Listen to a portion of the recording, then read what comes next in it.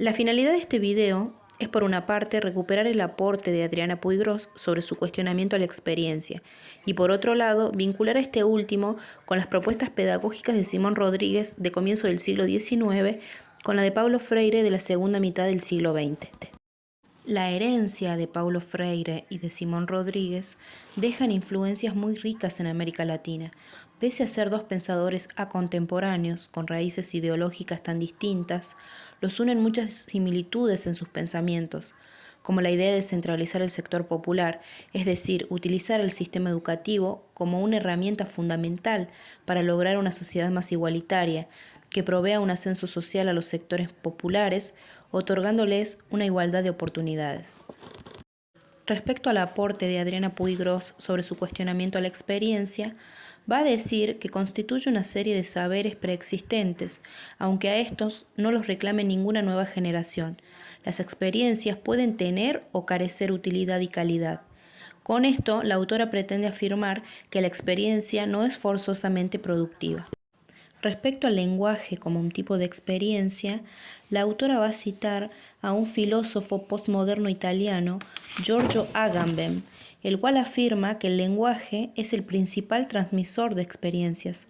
Es el mensajero por excelencia de la experiencia, de lo pasado a lo futuro. Educar y educarse es una de las maneras de sostener el tiempo. La escritura nunca deja de proporcionar experiencias.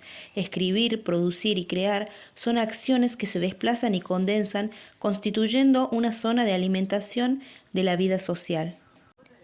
Y ese es el desafío de los nuevos educadores, brindar posibilidades al futuro, enseñarles a ver esas posibilidades a través del lenguaje, de la experiencia, de los saberes populares, acercarse a sus raíces y a las raíces de las sociedades para conocer el presente, develar los porqués.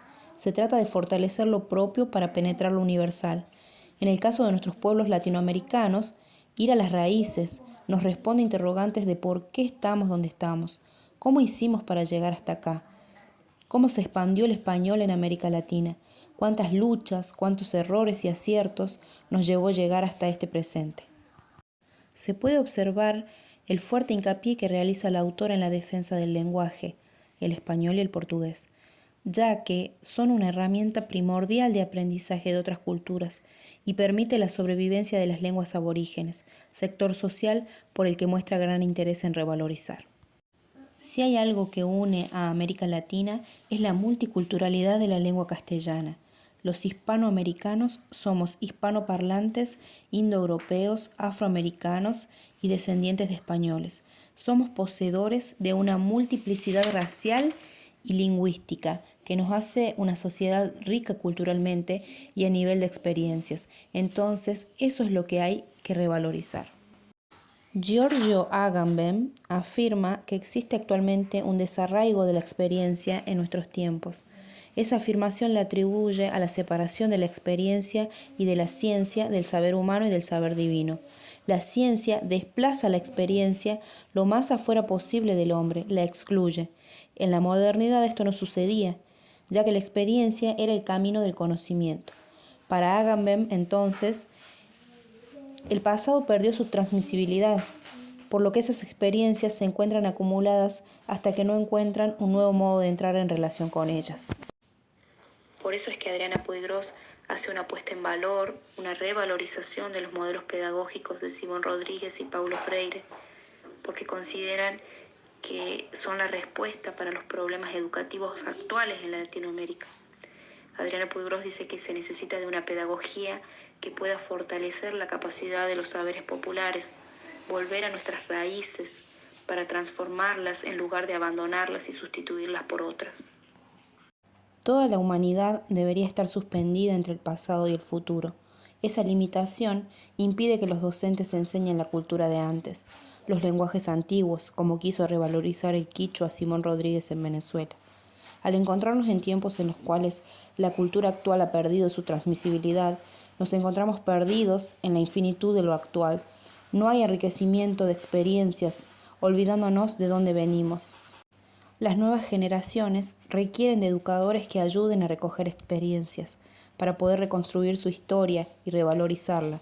El futuro dirá si todo el esfuerzo pedagógico dejará o no sus huellas. ¿Por qué Adriana Puigros hace una puesta en valor de la pedagogía de Simón Rodríguez y la trae a nuestros tiempos? Por una parte, es por la vigencia de su pedagogía, por su calidad de visionario de los problemas educativos más consistentes y aún irresueltos en la pedagogía latinoamericana actual. Su claro planteamiento para la resolución de estos problemas educativos resuenan aún hasta nuestros tiempos. Rodríguez creía que había que construir las sociedades basándose en los sectores populares. Esa era su idea de construcción de una sociedad y de construcción de un sistema educativo.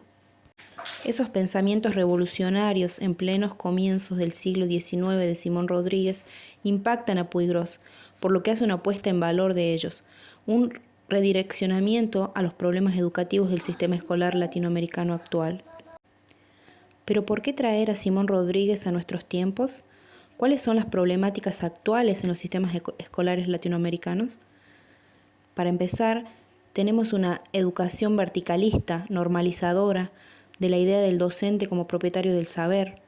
Existen problemas educativos de vieja data sin resolver.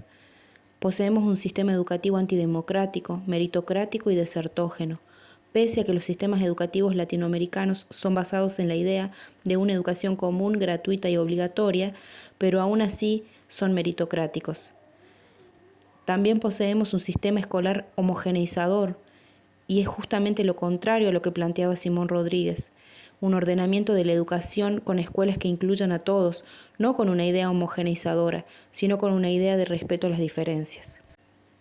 Tal como con el pensamiento de Simón Rodríguez, Puigros hace una revalorización de la pedagogía de Paulo Freire, en la cual destaca su impronta por involucrarse en el campo de la educación política, la idea de educación dialógica, de escuchar al otro y de pensar en la centralidad del sector popular, sobre todo en la educación de adultos.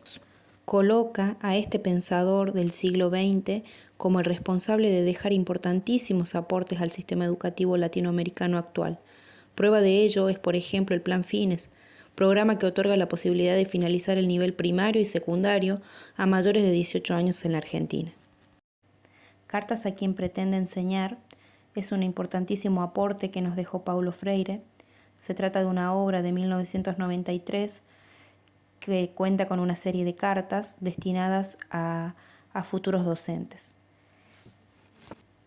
En su primera carta, titulada Enseñar a aprender, Paulo Freire señala 4 ideas centrales. La primera noción dice que el enseñar no existe sin el aprender, porque quien enseña aprende. Con esto, Paulo Freire nos quiere decir que el maestro en su praxis reaprende lo que ya estudió, se nutre desde otra perspectiva, la del alumno. Los interrogantes y puntos de vista del estudiante colocan al docente en el lugar de receptor de conocimientos de lo que ya aprendió con anterioridad. Analizando esta primera noción de Paulo Freire, me remonta a la unidad número 1 de este espacio curricular cuando tuve que desentramar el texto de Ricardo Nassif, quien en su intento de definir el objeto de estudio de la pedagogía, que es la educación, él va a decir que desde la etimología de la palabra educación es un educare, es decir, criar, nutrir, alimentar, y un educere, sacar, llevar o conducir desde adentro hacia afuera. Luego de esto, concluyen que ambas acepciones etimológicas no deben interpretarse como términos opuestos o contrarios, sino que ambos son válidos. La educación es una influencia externa que configura el individuo, es decir, una heteroeducación, y es un desarrollo interno también que hace que el individuo se configure a sí mismo, una autoeducación. Volviendo a la idea de Freire, vemos cómo el educador aplica el significado de esta concepción de Ricardo Nassif. Pasa de un educare a un educere, es decir, por un momento el docente ocupa el rol de ser la influencia externa que nutre a ese estudiante, pero a su vez esa influencia externa se autoeduca volviendo a aprender mientras ejerce su praxis. Es entonces fundamental, dice Freire, la capacitación constante del docente, es decir, ser un estudiante eterno. Luego, Paulo Freire continúa con una frase que me lleva a relacionarlo con otro autor visto en la unidad número 1. El hecho de que enseñar enseña al educador a transmitir un cierto contenido no debe significar en modo alguno que el educador se aventure a enseñar lo que no sabe. La responsabilidad ética, política y profesional del educador le impone el deber de prepararse y capacitarse. Acá se puede observar una fuerte contradicción con el pensamiento de Rancière respecto a la obligación necesaria que tiene el docente de formarse. Rancière, mediante la experiencia de Jacotot, plantea el ideal de que el docente no necesita saberlo todo para lograr la transmisión efectiva de conocimientos.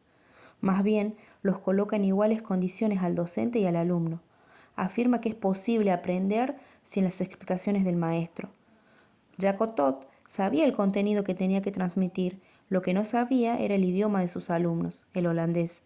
Por lo tanto, carecía del medio para explicar. Pese a este impedimento lingüístico, sus alumnos lograron un aprendizaje sorprendente. El segundo punto central de esta primera carta de Paulo Freire dice que el acto de estudiar implica leer. Esto quiere decir que el lector debe instrumentarse para comprender la lectura, con diccionarios, enciclopedias, etc. No leer solo la palabra, sino comprender lo que quiso decir el autor. La tercera noción plantea: nadie aprende a leer si no lee, nadie aprende a escribir si no escribe. Paulo Freire nos recomienda leer a filósofos, poetas, novelistas, científicos y también a leer textos que defiendan posiciones opuestas a las nuestras, porque al hacerlo aprendemos a ser más tolerantes y a reflexionar, pero sobre todo a valorar las ideas distintas. Leer y escribir son procesos que no se pueden reemplazar y recomienda habituarse al hábito de la lectura y de la escritura.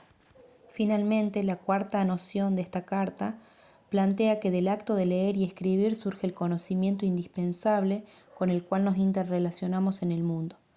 Esto quiere decir que el uso del lenguaje escrito y la lectura están en relación con el desarrollo de las condiciones sociales. A través de la lectura crítica mejoramos nuestra capacidad para entender el mundo.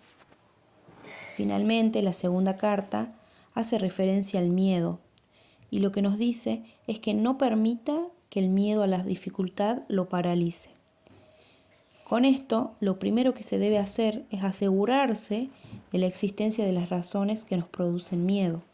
Una vez comprobado que esas razones existen efectivamente, debemos comparar nuestras capacidades para enfrentarnos a los obstáculos con éxito.